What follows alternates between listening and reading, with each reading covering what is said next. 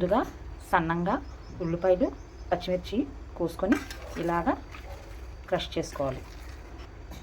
ఇప్పుడు ఇందులోని రుచికి తగ్గట్టు సాల్ట్, కొంచెం ఒక 2 స్పూన్స్ కారం, కరివేపాకు వేసుకోవాలి. వేసుకొని బాగా కలుపుకోవాలి. అయినా మనం కొంచెం జస్ట్ ఏసీ వేయలేనట్లు వాటర్ వేసుకుందాం, అంతే. కొంచెం వేసుకొని బాగా కలుపుకుందాం. బాగా చక్కగా ఈ విధంగా గట్టిగా కలుపుకోవాలి గట్టి పకోడీకి.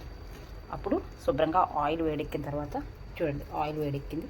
ఇందులో మనం పకోడీలు వేసుకోవాలి. చక్కగా బ్రౌన్ కలర్ వచ్చినంత వరకు చక్కగా వేయించుకొని, చాలా క్రిస్పీగా ఉన్నాయి, తింటుంటే కరకరలాడుతున్నాయి. మీరు కూడా ఇంట్లోనే ట్రై చేయండి గట్టి పకోడీ. ఓకేనా ఫ్రెండ్స్, ఉంటాను మరి. బాయ్. Please subscribe.